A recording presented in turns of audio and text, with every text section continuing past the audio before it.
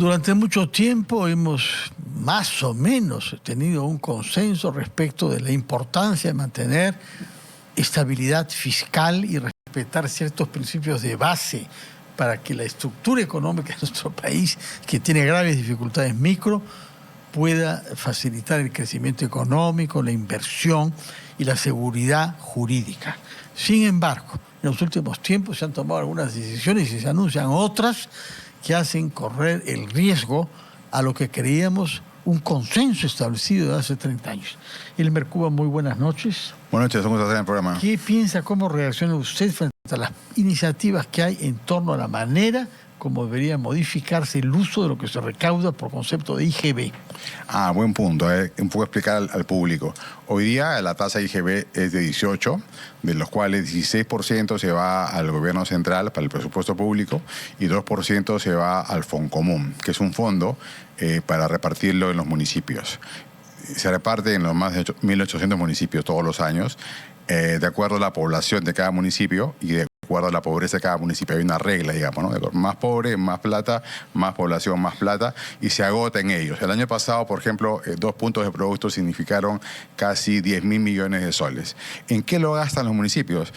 Una parte importante en sueldos, otra parte en gasto corriente y otra parte menor, 20% en inversión pública. Pero es una especie de cheque que va sí o sí. Se han acostumbrado a ese ingreso permanente. Es como el sueldo del municipio, ¿no? Que llega todos los meses para estos tipos de gastos desde hace muchos años. Eso es así hasta ayer. ¿Cuál es la novedad ahora? La novedad es que el Congreso ha dicho, bueno, 2% me parece poco, vamos a ir hasta un 2% más en los próximos 3 años, pero solamente para inversión pública. Entonces, para que no afecte el déficit fiscal, el gobierno central va a tener que bajar, ¿no?, par y paso del mismo monto que lo que le va a los gobiernos municipales, ¿no?, para que el déficit fiscal no se mueva. Es un esfuerzo, lo que se recaudará entonces como concepto de IGB para el Estado es solo 14%. Es que no es así, porque el Estado operando también son los municipios, bueno, no son extranjeros, digamos. Al Estado central, no. Al gobierno central, sí. Sí, 14%. Claro, 18 menos, sí, queda 14. ¿Qué consecuencias puede tener eso? Ninguna, si es que el gobierno central también cede en inversión pública, que es la más fácil de ajustar. El gobierno central no va a ceder en sueldos y salarios, no va a ceder en gasto corriente, ¿no? Va a tener que bajar hasta medio punto de producto en los próximos 3 años para acomodar el incremento de inversión pública, que también es pública en los gobiernos subnacionales, ¿no? ¿Estamos seguros de que el desempeño de los municipios en materia de ejecución presupuestaria amerita que se duplique lo que van a recibir? No, pero como está direccionado solamente a inversión pública, sujeto a requisitos. O sea, no es que te voy a dar un cheque sí o sí todos los años y haz lo que tú quieras con él. No es así. Tú presentas unos proyectos de inversión pública, el gobierno, el MEF los aprueba y te va desembolsando, ¿no?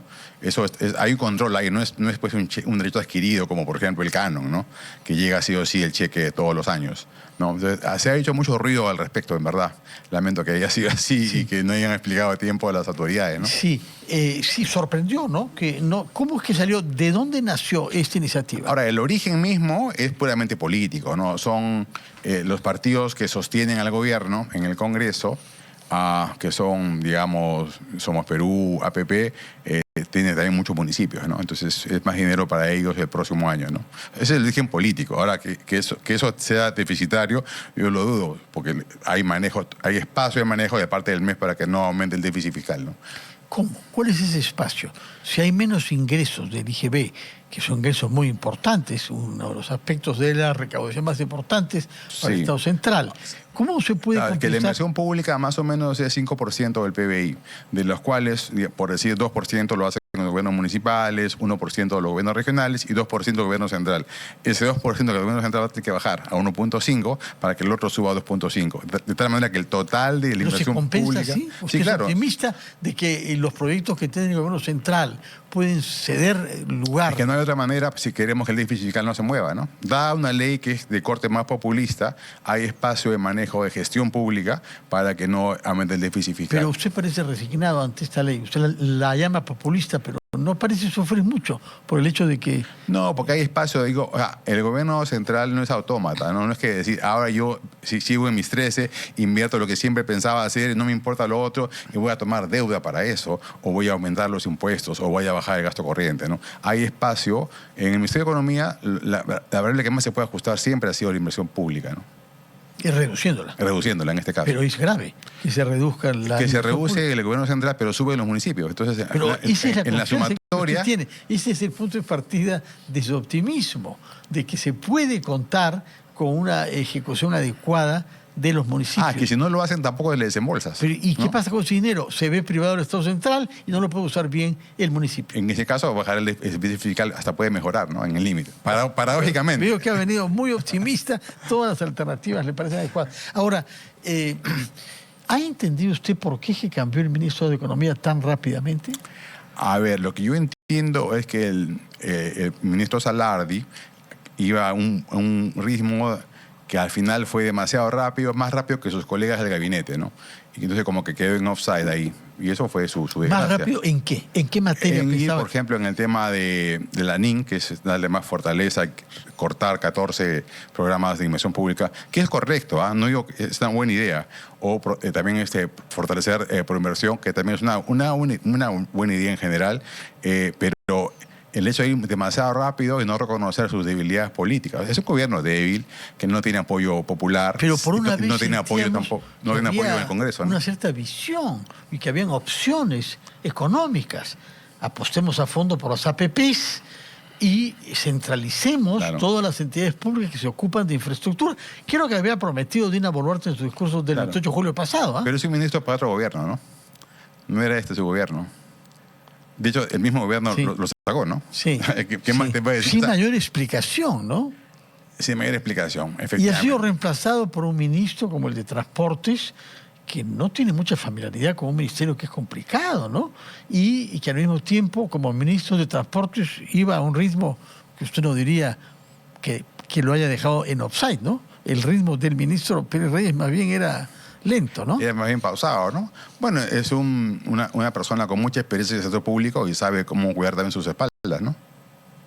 Bueno, tiene el arte de hacer formulaciones sumamente ecuánimes y moderadas hoy, ¿ah? Cuidándose de espalda.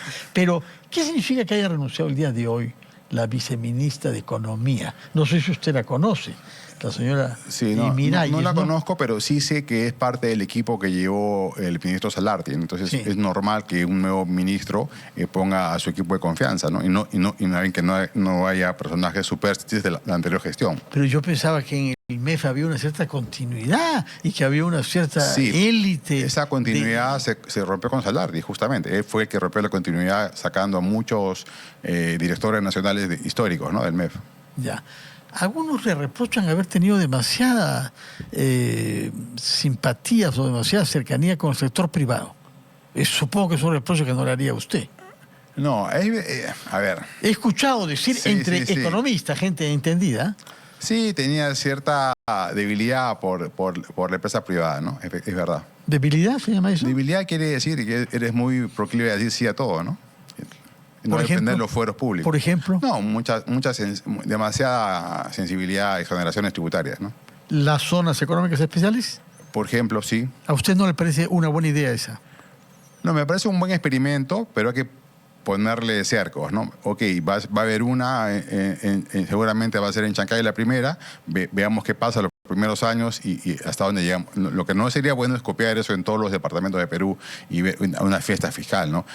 Y hay también cosas de diseño ahí. Eso de pagar 0% no es tan claro porque otros países han firmado, Perú también ha firmado un acuerdo internacional de impuestos que la tasa mínima es 15% a la renta. Entonces, claro, si esa empresa extranjera acá no paga 15, le va a pagar en su país de origen, con lo cual perdemos todo.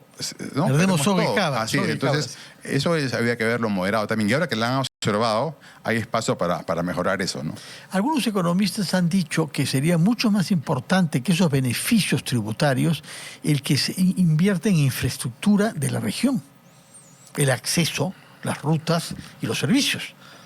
Pero hay beneficios, claro, eso pasa cuando hay un beneficio para una región, pero en este caso los beneficios tributarios en general son por tipo de impuestos, ¿no? Por ejemplo, exceso onerado, el IGB, la educación, que lo vas a cobrar y a qué municipio se lo vas a dar. No es tan sencillo, solamente sería aplicable eso para aquellas regiones que tienen una exoneración en particular, ¿no? De acuerdo. Pasemos a hablar entonces en general sobre la inversión que el ministro Salardi quiso promover a través de los mecanismos de APP, sobre todo, ¿no? Se nos ha venido hablando de grandes inversiones, una cartera de inversiones mineras, entre otras, pero ¿las vemos llegar verdaderamente? Sí, sin duda. Él mismo ha sido muy exitoso en proinversión el año pasado y el año también en sacar adelante muchos proyectos que estaban durmiendo, justamente por la elevada volatilidad política, que hemos tenido 6 presidentes entre el 2019 y el 2022. Entonces, el hecho de que la presidenta Boluarte esté durando ya 2 años y medio. Ella, pero no tanto los ministros, ¿eh? Pero ha servido para que ya la inversión saque adelante muchas cosas que estaban guardadas, ¿no? Y listas para salir. Esa ha sido parte del éxito del ministro saliente, ¿no? Sí.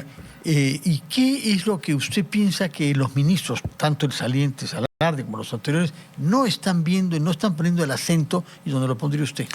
Básicamente hay que hacer un esfuerzo importante en bajar la evasión tributaria. El Perú es un país con mucha solvencia fiscal, los mercados lo reconocen, bajo riesgo país. Todo este debate que tenemos entre el déficit fiscal o no, al final lo que importa es el ratio de deuda entre PBI, que es el ratio de solvencia de un país. Y ese en Perú es bajo en el mundo, ¿no? Y mucho más en el mundo en desarrollo. Entonces, eso no podemos perder.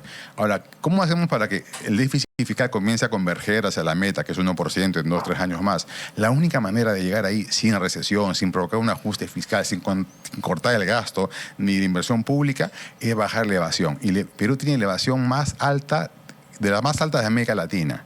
Más o menos 10% del PBI se evaden en IGB y renta. 10% del PBI. Sí. Y el promedio... Estamos hablando de 20.000 millones de dólares. Sí, más 23.000. Ya. Ahora, ¿cuál es el promedio de América Latina y el Caribe? Es 7%. Que es malo también, pero Perú está peor que la media 10%. regional, que no es tan buena tampoco. Entonces, si hacemos un esfuerzo, y se puede hacer hoy día... ¿Cómo se evita la evasión? Los grandes evasores de IGB y renta son las medianas empresas. Donde ahí mismo hay informalidad laboral, ahí mismo también hay ventas en negro, ¿no? Entonces, hoy día se puede, con la tecnología disponible de SUNAT, cruzar eso y bajar fuertemente la evasión en ese tipo de compañías. No te digo que la bajes a 0. Llega al promedio de América Latina, que es 7. Tienes 3 puntos de producto y con eso cierras el déficit fiscal. No estaremos discutiendo quién se ajusta, quién no se ajusta, ¿no? El dinero se sobraría pasar al déficit fiscal hasta tener superávit, ¿no? Muchas gracias, Elmer Cuba, por su presencia acá y por esta explicación que nos ha dado sobre varios temas y por el tono general optimista que se ha expresado ahora sobre los desafíos que tenemos, si bien ha subrayado este tema importante.